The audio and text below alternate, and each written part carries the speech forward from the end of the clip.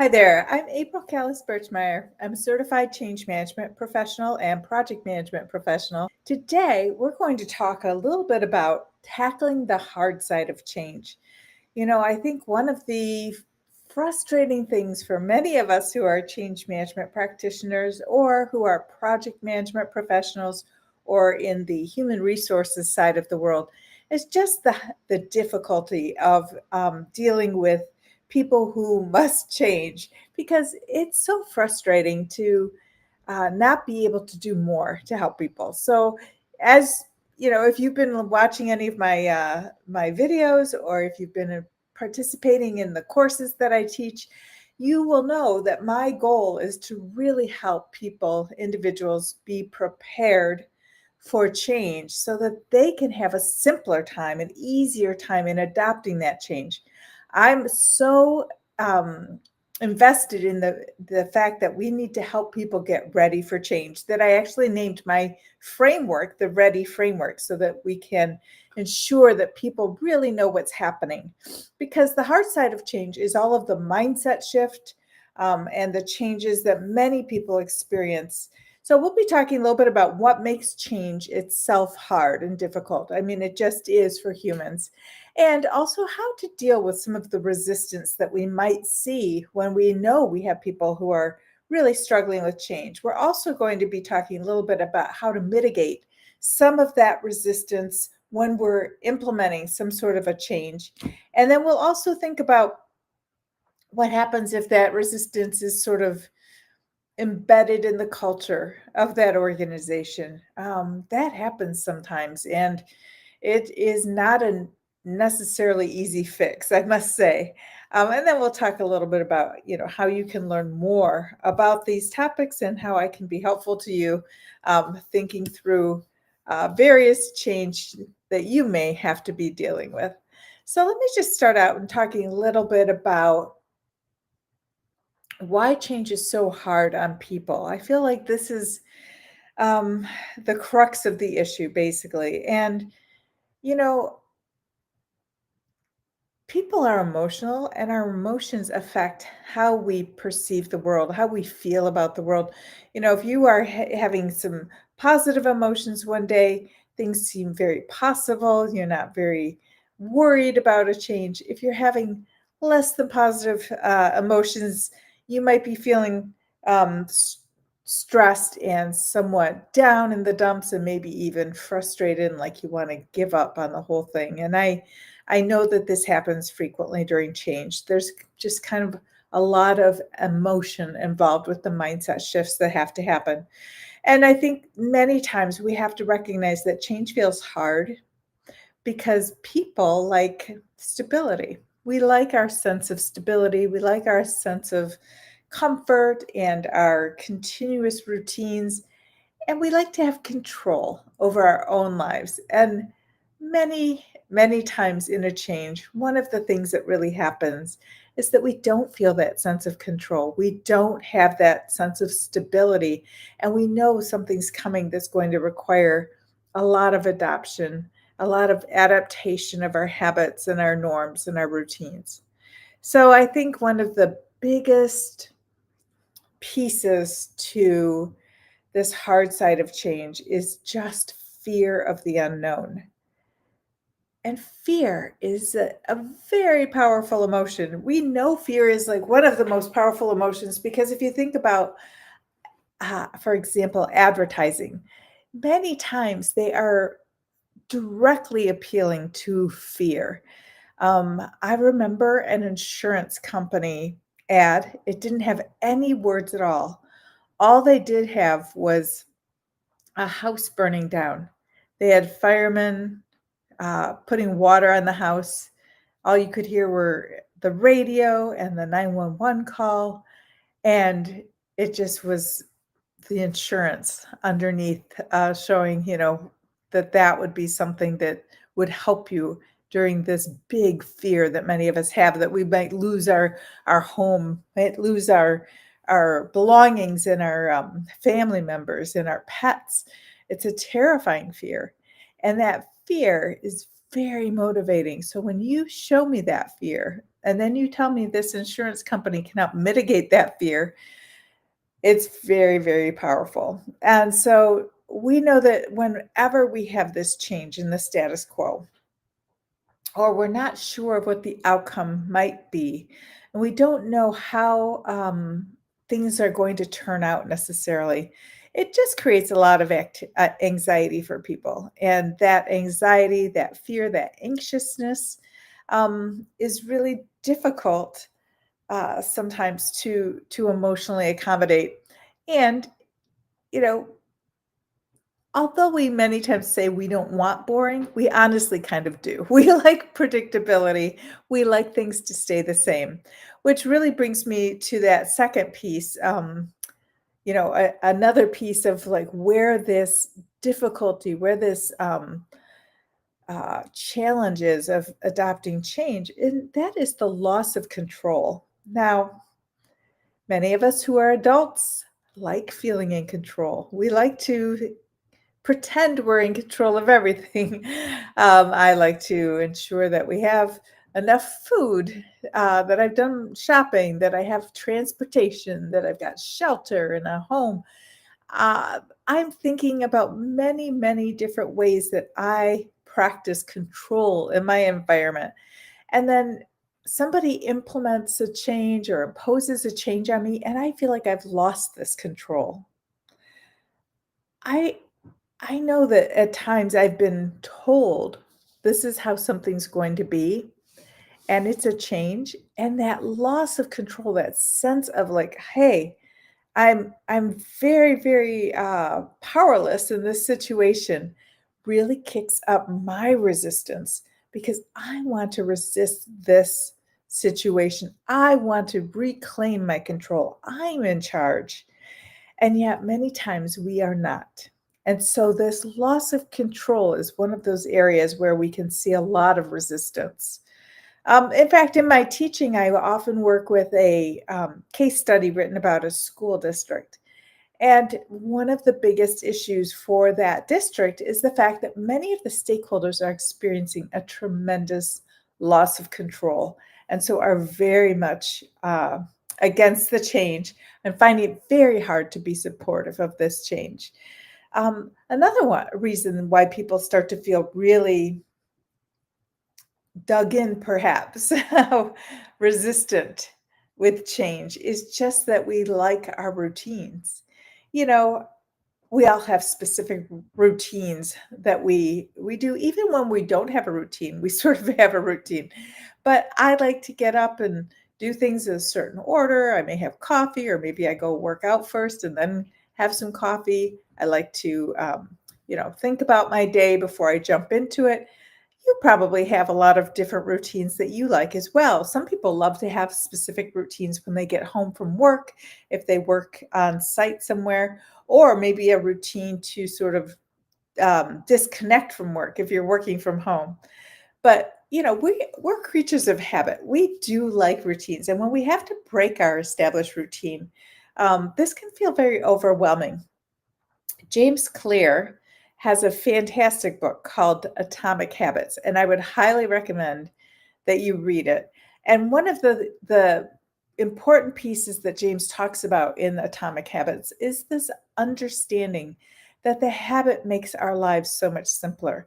So of course, if we have to break our habit, if we have to break our routine, our lives instantly are more complex and complicated. And that can absolutely feel overwhelming and kick up that sense of resistance that I have around change because I don't want to necessarily have to break my habit or change the way I do things in my routine. I like the routines I have the way that I have them. Another purpose or another piece where I think change gets hard many times is that there, as I mentioned early on, we were talking about emotional investment, right? That many times we have a lot wrapped up into our role at work or the way that we function in society. Um, we have our identities kind of tied to what we do and who we are and the relationships we have with others.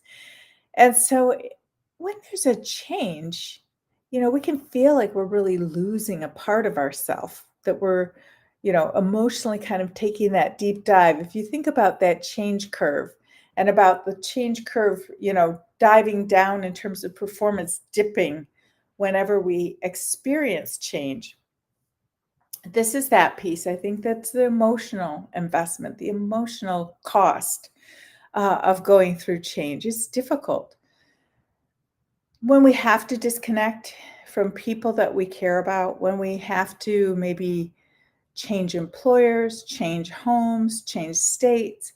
Um, all of those things can be emotionally draining and exhausting because we have an emotional investment in the home, the relationships, the job, the work, all of the things that we currently enjoy as a part of our life. I think change can also impact our cognitive abilities, our ability to think clearly. When I have a lot of change going on, it's almost that I feel like I have a little bit of amnesia, like I can't quite keep everything in my brain anymore. I've got sort of this cognitive overload of having to learn new behaviors and new systems. And sometimes there's even that moment of like, well, wait a minute, why am I staring at my computer? I can't quite remember how I'm supposed to even log into the new system. And this can be very mentally taxing to have to learn a lot of new information, new process pieces. And I think part of it depends on how quickly we have to make this cognitive shift. And I think a lot of it depends on how much there is to learn and how complex it is to learn. When I'm thinking about my change management assessments, one of the important assessments I always look at first is the change impact assessment. And the change impact assessment is some looking at a number of different factors that are helping me to measure the complexity, the cognitive load, if you will, of this change. And so when we have a lot of change, our brain overextends itself sometimes. Our brain might resist remembering, or we may find that we can't quite focus on all of the tasks that we need to do because they're unfamiliar. We're not able to rely on our habits, and we're using so much mental energy to adopt and adapt to this new environment, this new world. I think social pressures are very difficult. Again, with change, the social relationships that we have, the social pressures we have, many times there's a sense that we could be judged if we're not doing well with a new system or a training or maybe even a process um, redesign. Maybe we've just restructured our organization, and I feel like I might be judged if I'm not fast enough, quick enough, if I don't understand it deeply enough.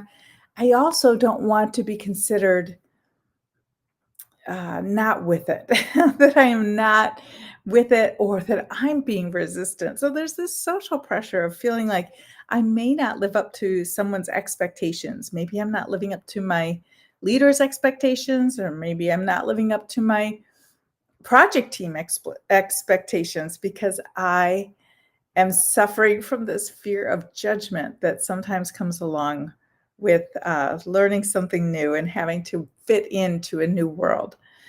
I think there's a fear of failure in many cases that is very emotional for people. When we're fearful, as I said, when we're talking about fear is the number one motivator, when we're fearful, it can absolutely kind of prevent us from stepping forward in confidence. We don't have confidence when we're fearful. We are suffering, and we're thinking about the possibility that we could fail at something, and it can create a lot of pressure and a lot of avoidance, honestly, because I am thinking about how is it that I can ensure that I don't fail. I'm going to try to take the tiniest bite I can, and I'm going to try to make it look as good as I can. And there's just a lot of fear in this sort of place. And that's where I tend to get really resistant. It's like, I don't want anyone to see my fear, and I don't want to fail. I want it to all look good, even if it's not good. You know, I mean, this probably doesn't come as a surprise to you, but I've been on projects where somebody tried so hard to show that they were with it, that they had not failed, that they what they were doing was maintaining their former database, maybe an Excel spreadsheet, and maintaining that former tool that they had previously used, and then taking the output and putting it into the new system instead of having the new system actually capture all of the information. And it's really comes back to that fear of failure. I think many times people are fearful of failure because they've had negative past experiences. When we have had a negative past experience with a change or with any sort of overwhelming sense of loss of control, it can definitely shape our perceptions and make us feel as though we're anticipating that that could happen again.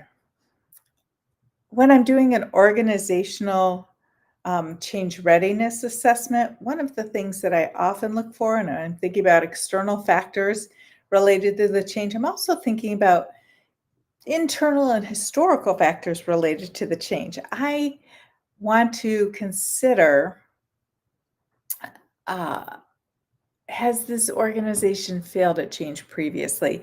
Because that can leave scars in the organization, like psychic scars on the people who have stuck around and maybe had to reverse a change or roll something back, had to move in a different way.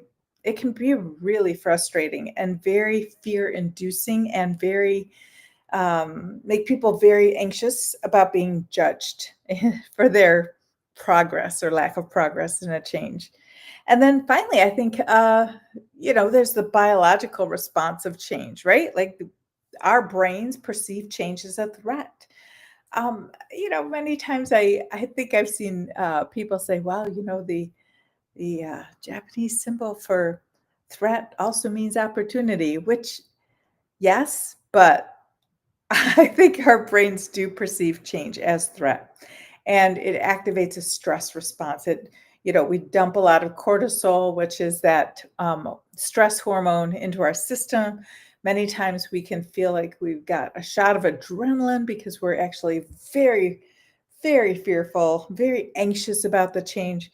So this is an instinctive reaction, and I think that this is one of those areas where we don't have a whole lot of control over our biological response to change. You know, People do have biological responses to emotions, to threats, to what we see as a danger. And there's this fight or flight or freeze response that happens many times.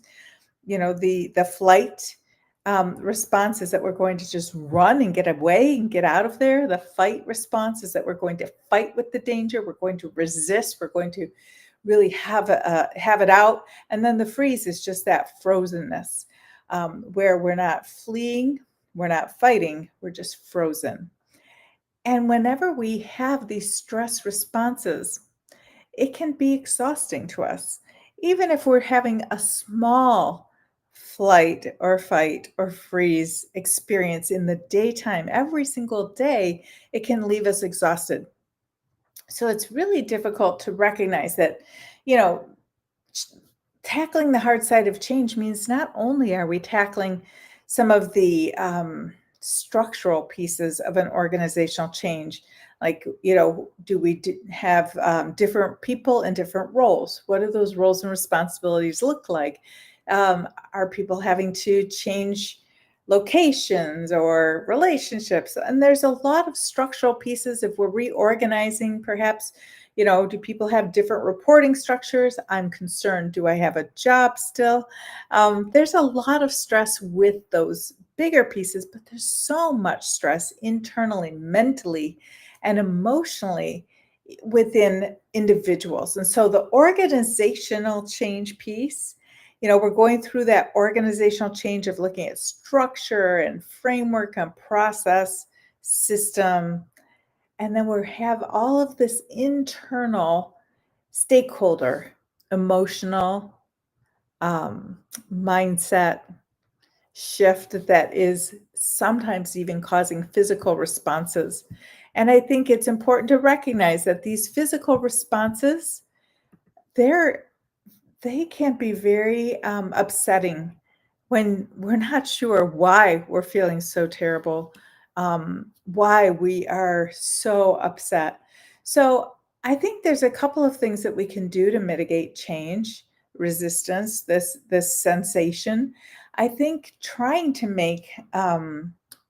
share with stakeholders how they are safe in this change, trying to build safety into the change for them is really essential because if we can help our stakeholders feel safe, then they don't start with the immediate fearfulness of I'm overwhelmed, I'm out of control.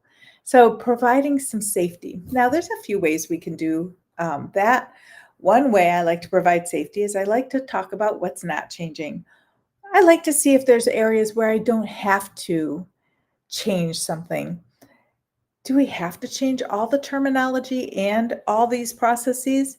Well, maybe we could not change the terminology. Maybe we could have sort of a crosswalk, or maybe we could just call the new thing the same terminology that we previously called it, even though it's different. It reminds me of a project I worked on a while ago. It was called it had been called single sign-on, and I'm sure that if you're on this LinkedIn Live, you've probably experienced a single sign-on system where you sign on one time and you have access to all of your applications, all of your tools that you need to use for work. You know, many of us do this on a daily basis. We were going to be replacing this single sign-on system, and I honestly felt that we should just call the new system single sign-on. We should call it the same thing. The technical team really was very interested in calling it credentialing and access management, and they wanted to use the acronym of CAM, C-A-M. They wanted to call it the CAM system. So instead of SSO, it would be CAM. Now I did challenge them, and I think that's our role when we're a change management professional sometimes is to challenge language and challenge thinking. And I did challenge this group. I said, "Tell me exactly why I can't call this CAM system the SSO." And they said, "Because that's a single sign-on where you get to access all of your systems once you sign on. And this is credentialing and access management. And you'll still get to access all of your systems once you sign on, but it's different." And this is where I started to get frustrated because I thought, it's different to you because you're a technical user and you have a different technical architecture for this particular solution. But it's not different to the people who use the tool day in and day out. It's the same SSO. And so we did have quite a discussion.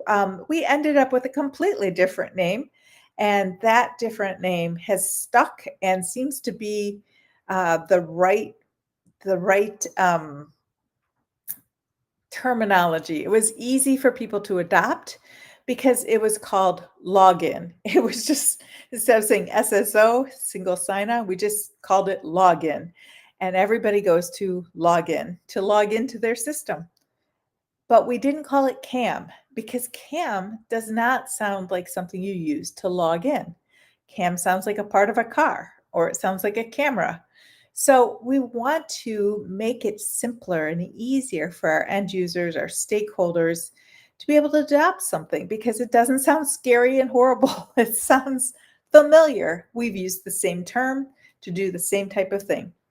Even if in the back, the technical team calls it something different or the vendor team calls it something different, we want to use the stakeholder friendly language because that helps people not be fearful, overwhelmed, or feel like they've lost something when we call the new what the old was called. I think there's also, so there's that emotional piece. I think asking people to visualize themselves in that future state by going through a business process review where we spend the time to kind of walk through in a bit of a what could be seen as step by step, kind of a painful process, step by step analysis where we're looking to see, are there places where the business process needs to change in order to accommodate this technical change? And many times there are places where that business process needs to change. But if the people who are going to be experiencing that business process change are those who are designing that business process change, it makes it much simpler for them because they don't have to feel as though they are, you know, out of control, like they don't have any say in what something is. It can help a great deal with sort of establishing a new routine, right? These are not the old habits, but we can start to replace old habits with some new comfort, new routines. And I think also people get emotionally invested in facilitated conversations that they have a part in, such as a process redesign session or a transition workshop, which is many times what I call these events. And I also want to think about, you know, some cultures, some organizations have a culture of resistance where, it feels like people resist anything that's suggested. And if you say, the sky is green, they say, no, it's blue. And if you said, oh, yeah, you're right, it's blue, they say, no, it's green. So there's just this kind of gut reaction resistance that can come up. And to mitigate some of that, I think it's important to identify it and call it what it is, and say, oh, it sounds like, there's some disagreement, some resistance, some frustration here. I think also it's important to leverage social pressure by building a change agent network or liaison group that can be connected to the change and positively focusing on what they can do to help people in their business unit adapt the change more easily. And then they can take the information from the business unit and share it back with the change initiative or with the project team. And so that dual role can actually help people who are resistant to feel more heard and more connected and to reduce some of that cognitive overload because they don't have to remember everything. And it can also help the people who are in that role who may or may not have been somewhat organizationally resistant to start to change their perspective and maybe even become less resistant.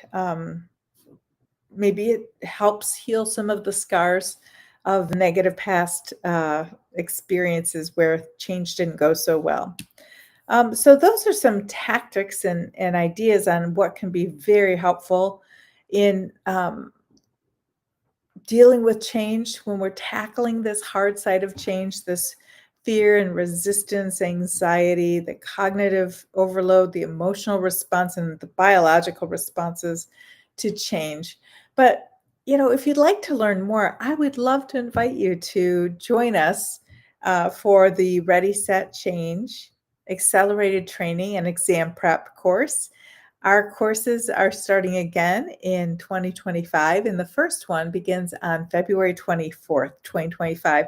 And so if this is an area where you want to learn more and you'd love to have some tools and techniques and know what to do to help people through this resistance of change and how to make it through the hard side of change, we'd love to have you join us. So please feel free to Google Ready, Set, Change, Accelerated Training and Exam Prep, and reach out to me on LinkedIn, reach out to me through email. I'd love to have a meeting with you if you're interested in learning more about how to tackle the hard side of change.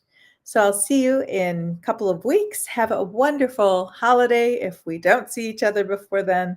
And I appreciate your interest and your excitement and enthusiasm about change management. I love helping people tackle the hard side of change. So take care.